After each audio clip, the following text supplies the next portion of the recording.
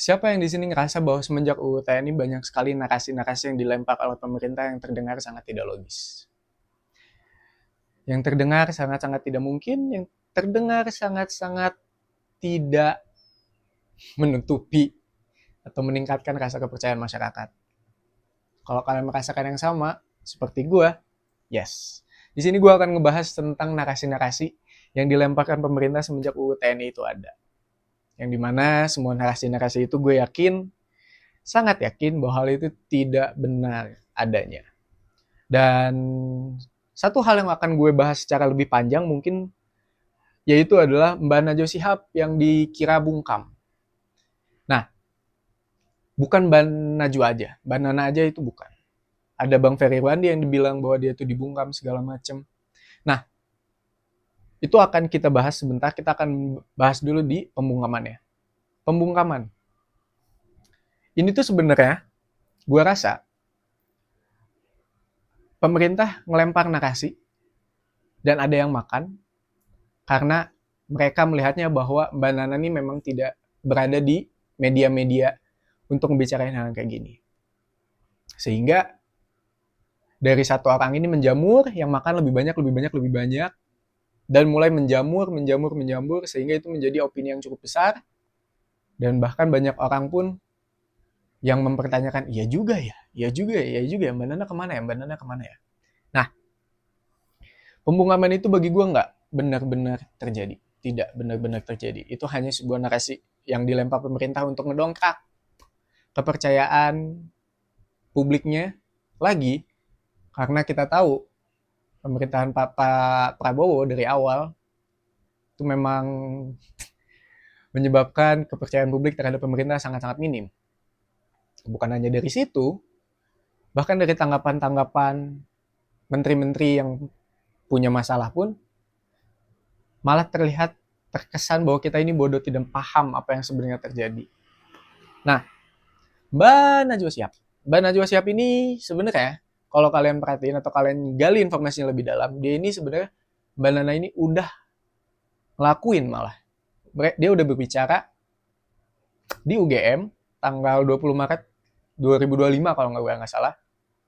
Dia bilang di UGM Talks itu, dia bilang bahwa suara kita ini diperlukan hanya dalam satu, yaitu Pilpres 4 tahun ke depannya atau 5 tahunnya dilupain. Nah, yang harus kalian tahu adalah kalau kalian nggak lihat bukan berarti itu tidak terjadi. Mbak Nana sudah speak up tentang hal itu, yang mungkin juga tidak dilihat oleh banyak orang tentunya. Tapi gue akan kasih satu alasan lagi kenapa Mbak Nana ini memang sebenarnya sudah bersuara. Kalau kalian nonton narasi atau kalian baca narasi deh di Instagram, di segala macam di platform yang kalian pengen, gue yakin banget bahwa Mbak Nana itu pasti akan menyelipkan suatu investigasi atau kata-kata di dalam informasi yang diberikan oleh narasi. Karena Mbak Nana kan punya narasi. Dan di saat Mbak Nana tidak bersuara, itu bukan berarti dia tidak bersuara. Dia hanya menggunakan platform yang lain. Gue yakinnya seperti itu. Dan ternyata masyarakat-masyarakat ini mulai ngeyakinin hal tersebut dikarenakan ada foto Mbak Nana bersama Pak Prabowo. Sehingga, wah Mbak Nana sekarang udah deket ya sama Pak Prabowo, wah bakal jauh ini sama pemerintahan. Gue yakin bahwa investor-investor ke narasi, kalau sekiranya Mbak Nana join pemerintahan pada kabur. Gak mungkin Mbak Nana. Dan bahkan Mbak Nana pun sudah bilang bahwa enggak, saya nggak pengen join ke kementerian-kementerian, saya nggak pengen join ke pemerintahan, saya pengen jadi jurnalis aja. Dan bahkan kalau kalian tahu, jurnalis sudah biasa ketemu sama tokoh-tokoh besar, termasuk Prabowo. Nah, terus Bang Ferry Irwandi pun banyak banget yang bilang bahwa, Bang, kenapa Bang? Itu kan Twitter, apalagi Bang Ferry selalu vokal untuk masalah-masalah seperti ini. Semenjak itu, ada narasi di mana kenapa Ferry Irwandi menilai UU TNI ini segini-segini padahal dia selalu membahas kasus ini secara komprehensif, bla bla bla. Dan itu pun terjadi di Twitter, di mana dia tuh, gue nggak akan bilang diserang ya, tapi banyak narasi-narasi itu dicopas orang. Jadi kayak template-nya kayak buzzer kayak gimana pun. Sehingga Pak Bang Ferry Irwandi ini lebih milih untuk nonton aktifin Twitter, tapi dia masih aktif di Instagram, di YouTube terutama. Dan bahkan Bang Ferry Irwandi pun bilang bahwa dia nggak akan stop untuk memperjuangkan UU TNI ini untuk dibatalkan. Karena itu akan bahaya, karena itu merenggut supremasi sipil di negara demokrasi. Nah, kalau kalian ngelihat pattern-nya atau kalian ngelihat polanya, gue yakin bahwa ini tuh terjadi dikarenakan kepercayaan publik terhadap pemerintah itu sekarang lagi minim, sehingga pemerintah itu lagi ngebangun kekuatannya dari masyarakat-masyarakat yang pro terhadap mereka untuk ngelawan argumen-argumen masyarakat yang kontra terhadap pemerintah.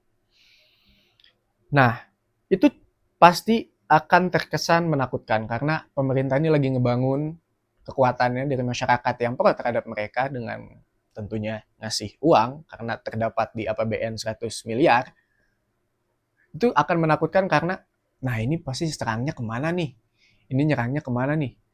Dan kalau secara logis pasti kan nyerangnya ke eh, tokoh-tokoh yang besar atau orang-orang atau content creator yang memang udah punya platform sangat besar kayak Panji Pragiwaksono, Ferry Irwandi, Bagus Mulyadi, Pagita, Wiryawan.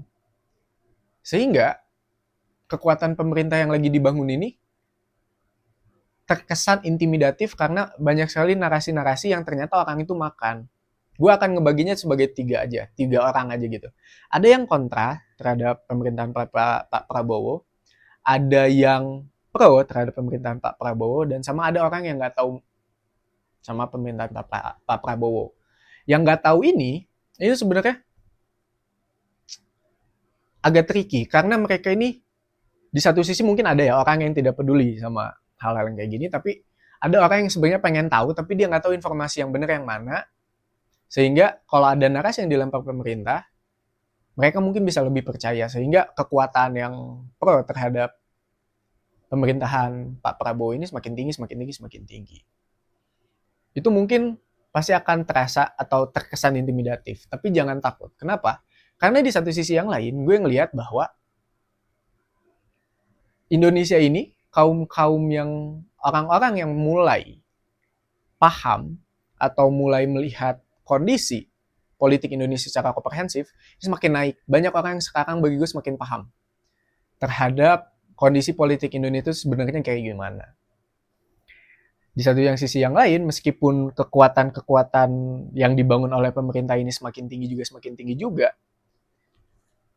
gue ngelihat di sisi ini mungkin agak terkesan ofensif ya, tapi mereka ini adalah orang-orang yang sebenarnya mereka tuh cuma pengen makan tapi nggak tahu nyari uangnya kayak gimana, sehingga ditawarin sama pemerintah, kamu mau nggak bikin posan, bikin gaduh, kasih nih, lempar narasi-narasi, kalian ramein deh narasi ini, copas-copas aja, sehingga ini mempengaruhi masyarakat-masyarakat yang nggak tahu ini. Kalau ada masyarakat yang makan ya semakin tinggi, tapi kalau nggak masyarakat nggak makan, yang nggak tahu ini nggak makan, ya otomatis kita yang kontra terhadap pemerintahan Pak Prabowo ini semakin tinggi. Pemerintahan yang kepercayaan publiknya sangat minim, itu udah terlihat dari awal Pak Prabowo ini menjabat. Karena banyak banget hal-hal yang kontroversial. Dari mulai maafin koruptor, terus dari mulai kelapa sawit, yang katanya udah jangan khawatir kan sama-sama pohon, padahal ya kalian lebih paham lah. Terus menteri yang lebih besar, bagi-bagi jabatan segala macam, cawe-cawe. Nah hal ini tuh pasti mempengaruhi kepercayaan publik. Jadi sekarang lagi pengen didongkrak lagi, pengen dinaikin lagi dengan ngebayar-bayar mereka. Nah di satu sisi gue seneng karena masyarakat ini sekarang makin paham nih terhadap bagaimana kondisi politik Indonesia ini sebenarnya terjadi. Gue tuh sebenarnya ada rasa kasihan ke masyarakat-masyarakat yang bisa dibilang kayak dibayar oleh pemerintah untuk membuat narasi atau meramaikan narasi ini. Karena gue selalu ngerasa, karena gue backgroundnya adalah ilmu kesejahteraan sosial, mereka tuh sebenarnya bisa diberdayakan lebih baik. Diberdayakan lebih baik dengan tidak melakukan hal-hal yang seperti itu. Terkesan sangat idealis memang, tapi gue dididik untuk bisa ngelihat setiap potensi yang ada di masyarakat. Nah, masyarakat ini kan sebenarnya ngambil pekerjaan-pekerjaan seperti itu karena mereka nggak tahu lagi. Gue dapat uang dari mana, gue pengen makan apa besok, gue pengen makan apa hari ini. Sehingga ya udahlah, gue ambil aja kerjaan yang memang ada. Yang diberikan oleh pemerintah bayarannya juga pun lumayan. Bahkan ini informasi yang gue dapat juga bahwa buzzer-buzzer itu ternyata banyak banget yang dibayarnya oke, cukup oke. Bahkan ada orang yang nerima dengan 1.000 per pos.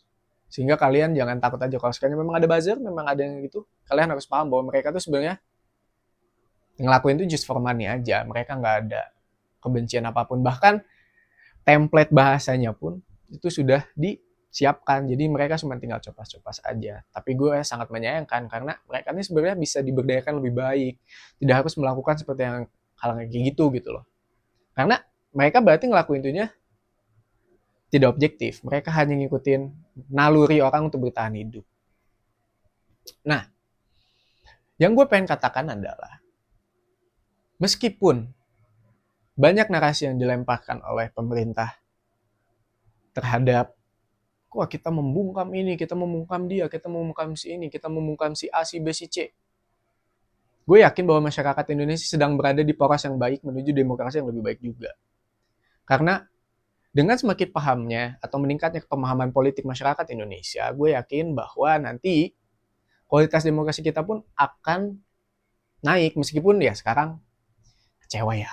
Tapi ini adalah langkah pahit yang dimana memang harus kita jalani bareng-bareng, harus kita kawal bareng-bareng, sehingga nanti di saat pemilihan presiden terjadi, gue bisa punya optimisme untuk setidaknya paham bahwa masyarakat Indonesia ini sekarang sudah tahu bagaimana caranya memilih dengan baik. Setidaknya mereka bisa membaca visi misinya, karakternya, keyakinannya, orientasinya. Jadi gue bisa sedikit merasa lebih optimis lah. Tidak sedikit tapi lebih optimis lagi. Meskipun memang kita akan agak panjang perjalanannya karena masih ada 4 tahun lagi untuk Pak Prabowo ini membangun Indonesia. Tapi kita dari situ, di sini juga kita bisa paham bahwa kita harus juga secara langsung memperbesar kekuatan kita untuk bisa mengkawal setiap kebijakan-kebijakan yang berada di kepemimpinan Pak Prabowo ini untuk naik. Salah satunya adalah dengan tidak menyalah-nyalahkan. Gue menemukan banyak sekali, terutama dalam waktu ramenya UU TNI. Banyak orang yang menyalahkan pemilih 02. Gara-gara kalian sih Indonesia jadi kayak gini, gara-gara kalian sih gak bisa memilih dengan baik. Gue sangat tidak setuju dengan hal seperti itu, karena itu terkesan masih memegang jubah pilpres mereka. Dimana kalau kalian masih menggunakan jubah pilpres kalian, yang harusnya kita ngelawan yang di atas, kita malah menjadi ngelawan sesama kita, atau konflik horizontal disebutnya. Yang harusnya kita konfliknya vertikal dengan masyarakat dengan negara, ini malah jadi masyarakat dengan masyarakat. Dan kalau kalian bisa lebih pikir lebih jernih lagi, kalau kalian menyalah-nyalakan 02, kekuatan yang kontra terhadap pemerintahan Pak Prabowo ini tidak makin tinggi. Yang ada di saat mereka yang pro atau yang mereka pemilih 02 yang tentunya mereka nggak tahu nih, ini bagus apa jelek ya? Ini benar atau baik ya? Ini benar atau salah? Nah, ini bisa aja memperkuat pasukan-pasukan yang kontra terhadap atau pasukan-pasukan yang pro terhadap pemerintahan Pak Prabowo. Daripada kita membiarkan masyarakat-masyarakat yang memilih 02 dengan kita salah-salahkan dan akhirnya bisa join ke kekuatan yang dibangun oleh pemerintah, kenapa nggak kita ajak aja untuk sekiranya meningkatkan kekuatan kita sebagai warga sipil untuk mengkritik atau sekiranya mengawal setiap pemerintahan atau kebijakan yang diambil oleh Pak Prabowo. Jangan nyalah-nyalahin karena kita udah nggak pilpres, lepas pilpres, jubah pilpres, dan kita saling mengedukasi. Kalau sekiranya mereka tidak tahu ini benar atau salah ya, kita sebagai orang yang paham terhadap kondisi politik ini bisa mengedukasi sehingga mereka, oh itu salah, ya udah kita kawal. Karena kalau kalian menyalah-nyalahkan mereka, itu tuh terkesan kayak, lu kan yang milih. Lu sih milih dia. Ini udah, terima aja. Padahal harus ya, kalau mereka milih, bukan berarti mereka di saat milih, cabut. Enggak. Mereka kan milih, kalau benar, boleh dipuji, boleh juga tidak, karena itu sudah seharusnya tugas mereka. Kalau salah, mereka boleh ngawal bareng-bareng bersama kita semua yang sebenarnya juga kita nggak milih mereka gitu, let's say seperti itu. Milih Pak Prabowo ya di sini konteksnya. Sehingga yang terjadi adalah sinergitas antara masyarakat bersama. Sinergitas antara masyarakat A, B, C, D, E, F untuk sekiranya mengawal kebijakan-kebijakan yang dilakukan oleh Pak Prabowo. Jadi, kalau memang ada satu hal yang bisa kita lakukan sekarang adalah kawal terus, tingkatkan pemahaman kalian terhadap politik, tingkatkan pengetahuan, perdalam lagi setiap hal-hal yang kalian baca, jangan mudah termakan narasi-narasi yang tidak benar segala macem. Bahkan hindarilah labeling, karena gue sering banget juga nemu label-label ini udah sering dilempar nih sama pemerintah terhadap pelabelan-pelabelan masyarakat telah melakukan sesuatu. Contohnya kayak kemarin waktu TNI, meskipun sekarang masih rame, bahkan sekarang tuh masih hangat-hangatnya. Yaitu adalah di saat orang yang demo itu adalah orang-orang yang ditunggangi oleh seseorang yang takut atas kembalinya angkatan militer, karena yang takut hanya kepada angkatan militer adalah PKI. Sehingga itu dikira bahwa orang yang demo atau yang turun ke jalan unjuk rasa aspirasi adalah PKI. Ada akademisi yang belak-belakan terhadap hal yang seperti ini dikira anti pemerintah. Wah, kalian ini pasti ditunggangi. Nah, kayak gitu kan bentuknya labeling. Dimana label-label yang kayak gini tuh dijatuhkannya bukan sesama masyarakat. Gue yakinnya hal yang kayak gini tuh bukan dijatuhkan oleh masyarakat. Karena nggak mungkin masyarakat saling labelin satu sama lain. Nggak mungkin bagi gue. Mungkin sih, tapi di luar konteks politik ya. Mungkin, tapi di luar konteks politik.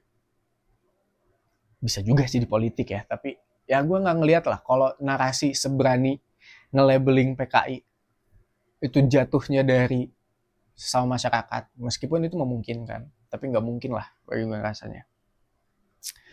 Nah, labeling-labeling yang kayak gini tuh, yang rusak itu bukan pemerintah, tapi masyarakatnya. Sehingga jangan sampai kalian, kalau memang ada suatu hal, jangan kalian kayak, kamu B, kamu kayak gini, kamu C, kamu ngedukung dia, kamu B, gitu. Jadi jauhkan segala labeling, mulai berpikir bahwa hal-hal yang kayak gini tuh, kendalinya ada di kita. Bahkan filter-filter dari yang informasi yang salah atau informasi yang benar itu ada di kita. Kompetensi atau pemahaman kita yang menentukan mana yang jalan yang akan kita ambil. So ya, terima kasih yang udah nonton. Ingat, gue memungkinkan untuk salah, sehingga gue akan membuka kolom komentar untuk berdiskusi. Yang punya pikiran, yang punya pendapat akan sangat welcome dan akan gue respon juga. So ya, terima kasih. Sampai jumpa di konten selanjutnya. Ciao.